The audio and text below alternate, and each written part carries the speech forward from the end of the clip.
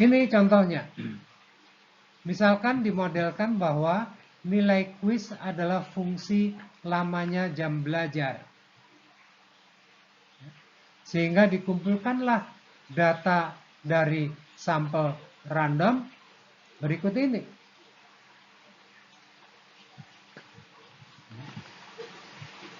Perhitungan sementara dari data tersebut akan menghasilkan besaran-besaran ini. Sehingga bila dimasukkan ke dalam formula tadi akan dihasilkan nilai B sebesar 6,6667 dan A sebesar 45,6667. Ya, maka dapat dituliskan persamaan dugaannya sebagai ini. Apa arti atau interpretasinya?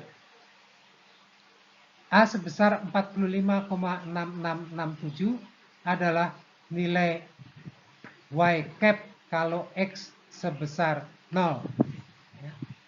Ini berarti perkiraan nilai kuis kalau jam belajar adalah 0.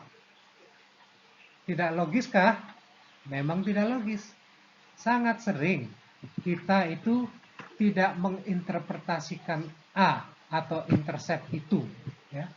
Dalam banyak situasi, nilai A adalah sekedar harus ada dalam persamaan duga yang dibuat.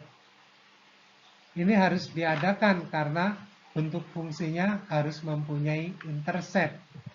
Karena fungsi tanpa intercept memaksakan bahwa ketika X adalah 0, maka nilai Y duga hanya bisa sebesar 0.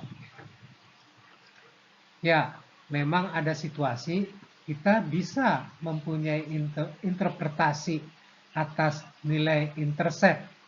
Misalnya untuk fungsi biaya total, di mana intercept adalah perkiraan biaya tetap. Ya. Baik, mari kita lanjutkan. Apa artinya B sebesar 6,6667? Kembali pada konsep matematika, B adalah besarnya perubahan Y bila X berubah 1 unit. Maka di sini B adalah besarnya perkiraan kenaikan nilai kuis akibat kenaikan jumlah jam belajar selama 1 jam. Baik, mari kita lihat hasil yang disajikan oleh Excel untuk fasilitas regression berikut ini. Baik, Excel menyajikan 3 tabel berikut ini. Tabel pertama merupakan ringkasan. 2 baris terakhir mestinya sudah bisa dipahami. Ada standard error, pastilah deviasi standar distribusi sampling. Dan ada observations, yang maksudnya adalah N, besarnya sampel. Sebagaimana tadi terlihat, telah digunakan 10 pasangan X dan Y. Kembali ke standard error tadi, tempo hari ada standard error dari X bar untuk deviasi standar distribusi sampling tentang X bar sebagai estimator untuk mu. Untuk yang sekarang, apa kira-kira estimator yang mempunyai standar error di atas? Ya, estimator kita saat ini adalah garis duga untuk mengestimasi fungsi regresi populasi. Nah, betul. Standar error di atas adalah standar error dari garis duga. Nanti kita akan berjumpa dengan kegiatan inference untuk analisis regresi ini. Tabel kedua adalah tabel ANOVA. Betul, akan ada kegiatan pengujian hipotesis yang menggunakan distribusi F karena berdasarkan sum of squares. Kemudian ada tabel koefisien ini. Isinya adalah para koefisien dengan nilai-nilai pendukung inference-nya. Karena menampilkan regresi sederhana, maka koefisiennya terbatas pada intercept dan koefisien dari variabel X atau gradien garisnya.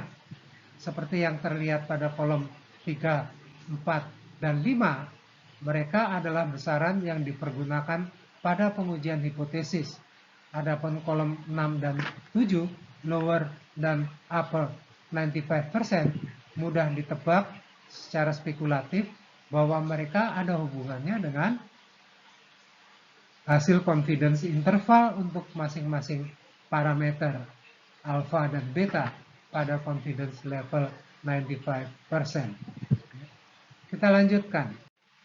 Kita akan beralih dahulu ke penggunaan Excel pada analisis regresi supaya yang barusan dipaparkan dapat diperdalam. Ya, dari klik data pada ribbon, maka Excel akan menawarkan pilihan data analisis. Kita akan pilih regression yang akan menampilkan kotak dialog ini. Pertama kita sorot kotak-kotak berisi nilai Y, termasuk nama variabelnya, kemudian sorotlah kotak-kotak berisi nilai X, termasuk nama variabelnya. Sebagai catatan, pada regresi majemuk yang akan dipelajari nanti, kita mempunyai lebih dari satu macam X. Pada kasus yang demikian, letakkan beberapa X itu secara berdampingan, rapat, ya. Nah, kemudian ada label yang ditik bila kita tadi menyorot nama variabel pada awal kolom. Ya. Bila kotak ini ditik, maka nama variabelnya akan dimunculkan pada sajian hasilnya. Kemudian ada constant is zero yang umumnya jangan ditik karena kita hampir selalu ingin agar regresinya adalah dengan intercept. Selanjutnya confidence level diberi default 95%. Namun kita bisa mengubahnya sesuai kebutuhan, misalnya 90% atau bahkan 99%. Ya. Selanjutnya kita memilih sel untuk posisi atau lokasi hasil. Kotak-kotak berikutnya belum relevan untuk dibahas, jadi biarkan saja. Kita lihat apa yang disajikan untuk regresi sederhana. Ini tabel pertama. Ada R-square atau koefisien determinasi. Nilainya dari yang ada di tabel kedua ini. Di atasnya ada multiple R atau R saja, yang maksudnya adalah koefisien korelasi, ukuran tingkat keeratan hubungan antar variabel yang terlibat. Ya. Ada adjusted R-square yang akan dijelaskan kemudian. Selanjutnya ada standard error yang merupakan deviasi standar, sehingga merupakan akar pangkat 2 dari varians. Nilai variansnya sendiri ada di tabel kedua ini.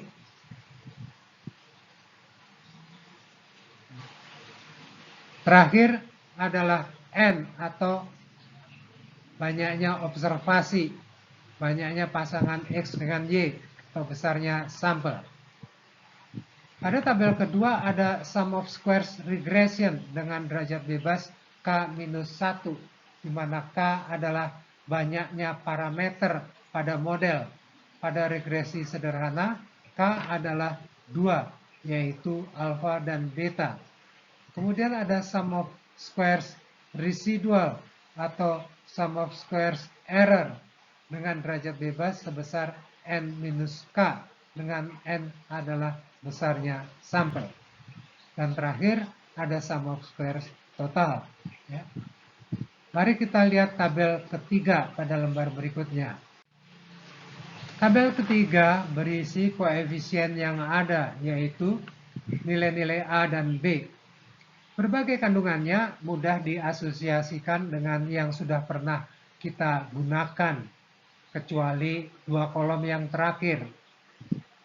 Mestinya standard error, p-stat, dan p-value adalah istilah yang sangat kita pahami. Ya. Bahkan untuk dua kolom terakhir, mestinya bukan sesuatu yang sangat baru.